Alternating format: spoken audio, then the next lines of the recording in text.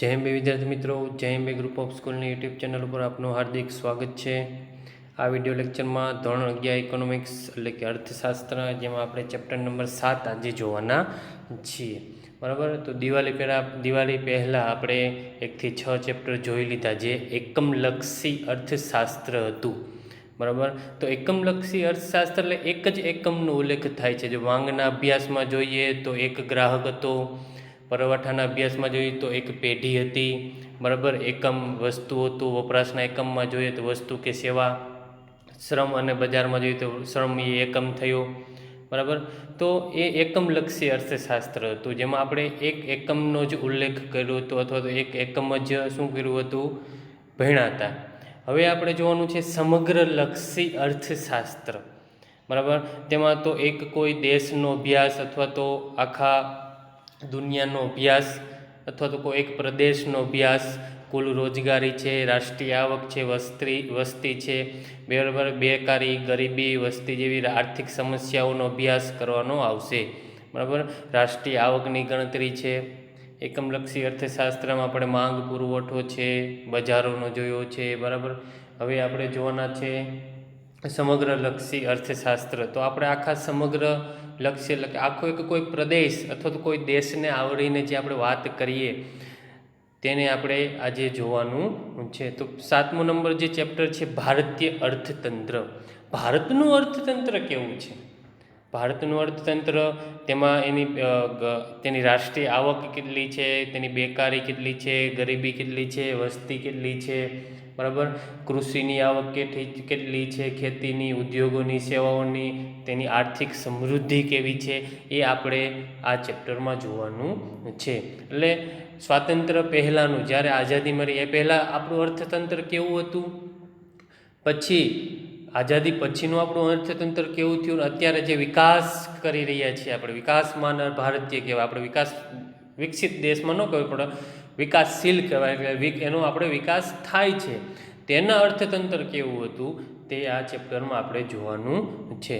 તો ચેપ્ટર પહેલાં શરૂ કરતાં પહેલાં આપણે એ જોઈએ કે ભારત દેશમાં અર્થતંત્ર હોય તો આપણે પહેલાં નાણાંની વિનિમયની જ વાત કરવામાં આવે છે, બરાબર। તો ભારતમાં એવું શું હતું કે લોકો અહીંયા વેપાર કરવા આવ્યા છે, એનું અર્થતંત્ર કેવું હોય? જો કોઈ પ્રદેશનો વેપાર ચાલતો જ ન હોય તો તેનું અર્થતંત્ર ન જ હોય ને।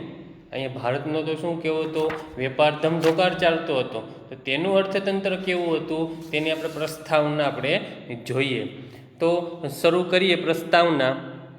તો પહેલું છે, ભારત વિશ્વમાં સાંસ્કૃતિક ભવ્યતા ધરાવતો દેશ છે। તમે ધોરણ 6 થી 10માં જે ભણ્યા છો સમાજ વિદ્યામાં, તેમાં તમને ખબર પડી ગઈ હશે, અંદાજ આવી ગયો હશે, કેવું સાંસ્કૃતિક અલગ અલગ સંસ્કૃતિ છે અને એની ભવ્યતા ધરાવતો દેશ છે, બરાબર। કોઈ એક સંસ્કૃતિ નહીં, કોઈ એક ધર્મ નહીં, કોઈ એક ભાષા નહીં, બરાબર। બધા ધર્મ સરખા, બધી ભાષાઓ સરખી, બરાબર, બધી જાતિઓ સરખી, એવો એક દેશ છે ભારત, બરાબર। એટલે આપણે શું કહી શકીએ કે ભારત જે વિશ્વમાં શું છે, સાંસ્કૃતિક ભવ્યતા ધરાવતો દેશ છે। બીજું જોઈએ તો વિશ્વમાં સૌથી મોટી લોકશાહી શાસન વ્યવસ્થા ધરાવે છે, બરાબર। આપણા કરતાં વસ્તી વધારે છે ચીનની, પણ બીજા નંબરે આપણે આવીએ ને ચીનમાં શું છે, લોકશાહી નથી, અને આપણે કેવી છે, લોકશાહી છે। તે ભારત દેશમાં વિશ્વમાં સૌથી મોટી સૌથી લોકશાહી ધરાવતો દેશ હોય તો એ કયો છે, ભારત છે। જો તો વિવિધ જાતિ, ધર્મ, ભાષાઓ, સંસ્કૃતિ સાથે વિવિધતામાં એકતા જોવા મળે છે। ધોરણ 6 સમાજમાં તમે શીખી ગયા, વિવિધતામાં એકતા, અલગ અલગ રંગ છે, રૂપ છે, સંસ્કૃતિ છે, ધર્મ છે, જાતિ છે, ભાષાઓ છે, તો પણ બધા કેવા છે, સાથે મળીને રહે છે। એવા બહારના દેશોમાં તમે જાઓ તો એવું છે નહીં, પણ ભારત દેશમાં શું છે, ઘણી ભાષાઓ છે। અમેરિકામાં જાઓ તો તમને ત્યાં ઇંગ્લિશ જ જોવા મળે, બરાબર। આપણે પણ ગુજરાતી છે, ભારત દેશ ત્યાં જેને વૈસા છે એ પણ અત્યારે કેવા બોલે છે, ઇંગ્લિશ બોલે છે, પણ ભારત દેશમાં કેવું છે, ગુજરાતમાં જાઓ તો ગુજરાતી મળે, પંજાબમાં જાઓ તો પંજાબી મળે, તમિલમાં જાઓ તો તામિલ મળે, બરાબર, હરિયાણામાં જાઓ તો હરિયાણવી મળે, કાશ્મીરમાં જાઓ તો કશ્મીરી ભાષા બોલવા મળે। એવી રીતે જાતિ પણ અલગ અલગ છે, તેના ધર્મો પણ ને સંસ્કૃતિમાં તો તમને ખબર જ પડે છે, બરાબર। ધારાઓ આપણે કઈ જે રીતિ રિવાજ છે એ પણ કેવા છે, અલગ અલગ છે। હવે ભારત દેશનું નામ પુરાણો મુજબ, જે જૂના પુરાણો છે, બરાબર, આદિ પર્વના જે પુરાણો છે, આદિ સમયના ભૂતકાળના જે પુરાણો છે, તેમાં એવો ઉલ્લેખ કરવામાં આવેલો છે કે રાજા દુષ્યંત અને રાણી શકુંતલાના પુત્ર રાજા ભરતના નામથી રાખવામાં આવ્યું છે. ભારત દેશનું નામ ક્યારે પડ્યું છે તમને જાણ હશે જ, ખ્યાલ હશે જ, બરાબર, કે પુરાણોમાં એવું લખવામાં આવ્યું છે, બરાબર, એવો ઉલ્લેખ કરવામાં આવ્યો છે કે જે રાજા દુષ્યંત હતા અને તેની રાણી શકુંતલા દેવી હતી, બરાબર, તેનો જે પુત્ર બન્યો, તેનો જે રાજા થયો એ મહાન રાજા હતો, પરાક્રમી રાજા હતો. એનું નામ શું હતું? ભરત. તેના પરથી આપણા ભારત દેશનું નામ પાડવામાં આવેલું છે. ભારત દેશ ખેતી, ઉદ્યોગ અને વેપાર ક્ષેત્રે સક્ષમ હોવાના કારણે ધનવાન દેશ હતો, જેથી ભારત દેશ તે ભૂતકાળમાં સોને કી ચીડિયા નામે ઓળખાતો હતો. ભારત દેશમાં મેં તમને કીધું શું છે? ખેતી છે, ઉદ્યોગો છે, વેપાર ક્ષેત્રે. ખેતી પણ પહેલાંના જમાનામાં, અત્યારે હું તમને આ ચેપ્ટરમાં જ શીખવાડીશ કે જ્યારે આઝાદી પહેલાં કેવી ખેતી હાલતી, આઝાદી પછી શું થયું ખેતીમાં, બરાબર, માથાદીઠ આવક કઈ રીતે વધી, ઉદ્યોગો કઈ રીતે વધ્યા, સેવાઓ છે કઈ રીતે વધી, એના રીતે એક સક્ષમ હતું. તેનાથી શું હતું? ભારત એક પૂર્ણ એક ભારત દેશ હતું. ખેતી પણ હતી, એવા ઉદ્યોગો પણ હતા અને એવો વેપાર પણ થતો હતો. તેથી એક ધનવાન દેશ હતો. કેવો દેશ હતો? ધનવાન, પૈસાવાળો દેશ કહેવાય તો એક ભારત દેશ હતો. તમે જુઓ, પહેલાંના જે રાજા રજવાડાઓ છે તેના પાસે મોટા મોટા મહેલો હતા, મોટા મોટા સિંહાસનો, મુંગટ, ઝવેરાત, બરાબર, તો એની પાસે ઘણું બધું સોનું હતું, સિક્કાઓ હતા, હીરા ઝવેરાત હતા, બરાબર. એવી રીતે ત્યાંના લોકો પણ ખેતી કરતા હતા અને સુખ અને શાંતિથી રહેતા હતા. એક ધનવાન દેશ હતો વિશ્વમાં. જેથી ભારત દેશ છે તેને ભૂતકાળમાં, જ્યારે ભૂતકાળમાં આપણે વાત કરીએ આજથી 200-300 વર્ષ પહેલાં, જ્યારે અંગ્રેજો નહોતા એવા, બરાબર, ત્યારની આપણે વાત કરીએ, મુગલ શાસન હતું તે એ પહેલાંની વાત કરીએ તો ભારતને એક નામથી ઓળખવામાં આવતું. કોને? સોને કી ચીડિયાના નામથી ઓળખવામાં આવતું હતું, બરાબર. એક માર્કમાં પૂછાઈ શકે. શું કે ભારત દેશને કયા નામથી ઓળખવામાં આવતું હતું? કે સોને કી ચીડિયા. કેમ કે ખેતી, ઉદ્યોગ અને વેપાર ક્ષેત્રે સક્ષમ, પરિપૂર્ણ હોવાથી ત્યાં શું હતું? એ ધનવાન દેશ તરીકે એક ઓળખાણ ધરાવતો હતો. ભારતની સમૃદ્ધિથી આકર્ષાઈ ભારત પર આક્રમણ કરી ધન સંપત્તિ લૂંટી અને પછી સત્તા પર હાંસલ કરી. કોને હાંસલ કરી? તો મુગલ સામ્રાજ્ય. ભારતની સમૃદ્ધિ કેવી હતી? ખેતી પણ બહુ લોટસ હતી, સારી એવી ખેતી કરતું, સારો એવા પાકના આપણે ઉત્પાદન કરતા અને વિદેશમાં એની શું હતી? માંગ હતી. તમે ધોરણ 9માં સમાજમાં શીખી ગયા છો, મરી મસાલા, બરાબર, તેજાના છે, પછી સણ છે, ગરી છે, તેનું આયાત આપણે વિદેશમાં કરતા હતા, બરાબર. એ લોકોને જે અહીંથી ભારત દેવાનો જે ધોરીમાર્ગ હતો, બરાબર, એ બંધ થઈ ગયો. એટલે અંગ્રેજો નહીં પણ જે યુરોપી પ્રજા છે એને ભારતનો નવો જળમાર્ગ શોધવાની ફરજ પડી. કેમ? કારણ કે તેના વગર એ ચાલી શકે એમ નહોતું. ભારતના મરી મસાલાઓ છે, ગરી છે, રેશમી કાપડ છે, બરાબર, તેના વગર એને ચાલતું નહોતું. એટલે એ શું કર્યા? તેને નવો જળમાર્ગ શોધીને ભારત આવ્યા.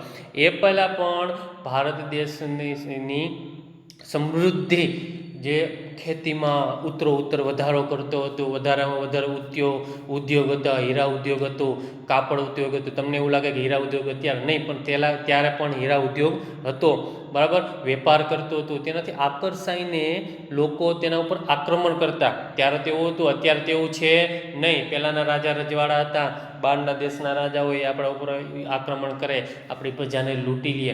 ત્યારે તેવું જ થતું. એટલે આપણો ધનવાન હતો તો પણ એ ધનવાન સાબિત થઈ શકતો નહોતો. પૈસા હતા પણ શું હતા? બહારના દેશો આક્રમણ કરે અને લૂંટી જાય.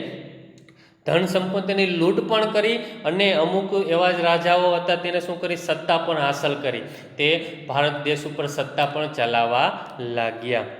વર્ષ 1526થી 1858 એટલે કે 16મી સદીની શરૂઆતથી 19મી સદીના મધ્ય સુધી મુગલ સામ્રાજ્યનું શાસન હતું. ક્યાં સુધી બાળકો? કે 16મી સદીથી શરૂઆત થઈ અને 19મી સદીના મધ્ય સુધી અમુક જે રાજાઓ છે, અમુક જે પ્રદેશો છે એ મુગલ સામ્રાજ્યના હસ્તક તેના ઉપર શું કરતા હતા?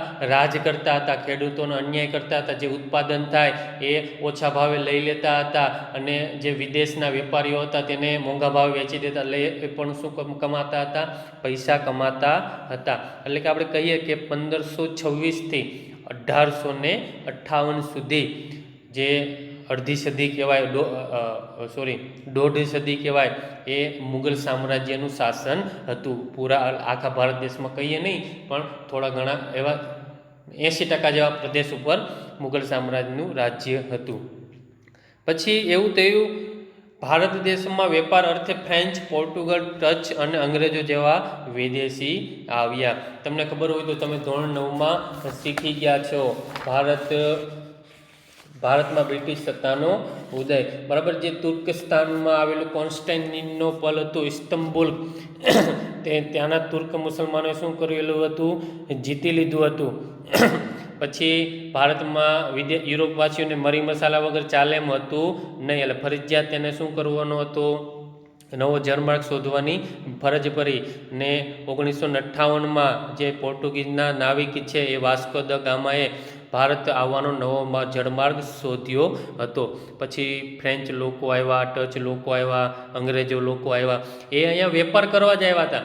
પણ પછી શું થયું? ધીમે ધીમે એ શાસન કરવા લાગ્યા અને સત્તા ભારત દેશના હાથમાંથી સત્તા લઈ લીધી. ત્યારે દેશ નહોતા, પણ નાના મોટા જે આપણે 562, 652 જે નાના મોટા રાજા રજવાડાઓ હતા તેને અમુક લાલચો આપીને તેના પાસેથી રાજ પડાવતા ગયા.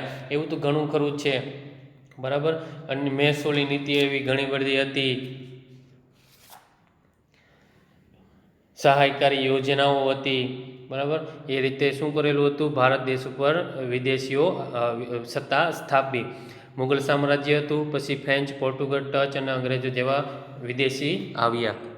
અંગ્રેજોએ 18મી સદીના મધ્યથી 20મી સદીના મધ્ય સુધી, 2 સદી કહેવાય ને, 18મી સદી મધ્યથી 19મી આખી અને 20મી મધ્ય સુધી, એટલે કે 1757થી 1947 સુધી ભારતમાં શાસન કર્યું. કેટલા કુલ કરીએ આપણે ગણતરી કરીએ તો 200 વર્ષ જેવું ભારત દેશ ઉપર તેને શાસન કર્યું હતું. બરાબર, તે દરમિયાન ભારતને એક પાયમાલ દેશ કહેવાય, કંગાલ દેશ કહેવાય. જે ખેડૂતો ઉત્પાદન કરતા તેની પાસેથી લૂંટી લેતા હતા, ખેડૂતો પાસે ફરજિયાત ખેતી કરાવતા. જો એટલા સમયમાં ખેતી નહીં થાય તો તેને અમુક પ્રકારનો કર આપવો પડતો હતો. જો ખેતી કરીને આપે તો તેના સસ્તા જે અનાજ હોય, જે પાક ઉત્પાદન થયો હોય એ પણ શું કરતા હતા? લૂંટી લેતા હતા. અને અહીંનો માલ એને તેના દેશમાં જઈને વેચી નાખતા, તેથી તે ધન કમાતા. અને ત્યાંનો જે મોંઘો ભાવ છે એ અહીંયા મોંઘો જે વસ્તુઓ છે એ અહીંયા આવીને વેચતા હતા. બરાબર, એ રીતે વેપાર કર્યો અને પછી ધીમે ધીમે શું કરવા માંડ્યા હતા? સત્તા સ્થાપી હતી. આશરે 200 વર્ષ જેવું ભારત દેશમાં તેને સત્તા સ્થાપી હતી. જેમાં 1757થી 1858 સુધી ઈસ્ટ ઇન્ડિયા કંપની, એમાં પણ 2 ગાળા હતા. બરાબર, પહેલો ગાળો 100 વર્ષનો સમયગાળો ગણીએ તો ઈસ્ટ ઇન્ડિયા કંપની, પહેલાં જે ભારત દેશમાં વેપારીઓ આવ્યા તેને ઈસ્ટ ઇન્ડિયા કંપનીની સ્થાપના કરી. પછી ઈસ્ટ ઇન્ડિયા કંપનીના નામે તેને ધંધો શરૂ કર્યો. પછી ધીમે ધીમે રાજાઓને લાલચ આપીને શું કર્યું હતું? તેની પાસેથી રાજ પડાવવા માંડ્યા અને ત્યાં શાસન કરવા લાગ્યા હતા. અને 1858થી 1947 સુધી બ્રિટિશ સરકારનું શાસન હતું. અત્યારે જે ઇંગ્લેન્ડનું જે બ્રિટિશ સરકાર છે તેનું શાસન બીજા 100 વર્ષ હતું. પહેલાં ઈસ્ટ ઇન્ડિયા કંપની આવે, એ પણ અંગ્રેજો જ હતા, ઇંગ્લેન્ડના લોકો જ હતા. પછી જે બ્રિટિશ સરકારે છે તેના પાસે સત્તા લઈ લીધી અને પોતે શું કરવા માંડ્યા હતા? સત્તા સ્થાપવા માંડ્યા હતા. પછી એ આપણે ગ્રામ પંચાયત, તાલુકા પંચાયત એ બધી જે શરૂઆત થઈ એ પછીના સમયગાળામાં, જે પાછલા 100 વર્ષ છે, જે ભારતમાં નવા વિકાસ થયા, ટ્રેનોની શરૂઆત થઈ. બરાબર, એ આપણે બધું અહીંયા શીખવાનું છે. બરાબર, જે થોડો ઘણો વિકાસ થયો કહેવાય. અંગ્રેજી શિક્ષણ છે, અંગ્રેજી કોલેજો જેની સ્થાપના થઈ છે, અમુક એવા કુરિવાજો હતો. બરાબર, એને રદ કરવામાં આવ્યા. માર્ગ પરિવહન, બેન્કિંગ છે, સામાજિક ક્ષેત્રે બરાબર જે વિકાસ થયો એ પાછલા જે 16 વર્ષ છે બ્રિટિશ સરકારનું શાસન છે તેમાં થયો હતો. અને છેલ્લે 15મી ઓગસ્ટ 1947ના રોજ ભારત સ્વતંત્ર દેશ બન્યો. અને આપણે આઝાદી ક્યારે મળી તો તમને તો બધાને યાદ જ હશે, 15મી ઓગસ્ટ 1947. તો અહીંયા આપણે story of the moral of the story કહીએ તો ભારત દેશ પહેલેથી જ ભૂતકાળથી જ શું હતું, સમૃદ્ધ હતું. બરાબર, એને આકર્ષાઈને મુગલ સામ્રાજ્ય, જે બીજા દેશના લોકો છે, મુસ્લિમ રાજાઓ છે તે આકર્ષાયા. પછી જે યુરોપી પ્રજાઓ છે તે પણ અહીંયા સત્તા સ્થાપી, વેપાર કર્યો, ભારતને પાયમાલ કરી દીધો. પછી એ સારા એવા કામ પણ કર્યા છે. એટલે આ બધું ભારતના અર્થતંત્ર બાબત, અહીંયા આપણે હું સમાજ નથી ભણાવતો, હું અર્થતંત્ર ભણાવું છું, અર્થશાસ્ત્ર ભણાવું છું. બરાબર, એટલે આપણે કહી શકીએ કે ભારતમાં વેપાર પણ હતો, પૈસા પણ હતા, ખેતી પણ હતી, ઉત્પાદન પણ થતું હતું, વેચાણ પણ થતું હતું. તો ત્યાં રોજગારી કેવી હશે, માથાદીઠ આવક કેવી હશે, ઉદ્યોગો કેવા હશે, કેવી કેવી સેવાઓ મળતી હશે, કેટલા લોકોનું મૂડી રોકાણ હશે. બરાબર, એ બધું આપણે આ ચેપ્ટરમાં જોવાનું છે. બરાબર બાળકો, તો અત્યાર સુધી જે પ્રસ્તાવના હતી એ તમારે તમારા બુકમાં લખી લેવાની છે. જય અંબે.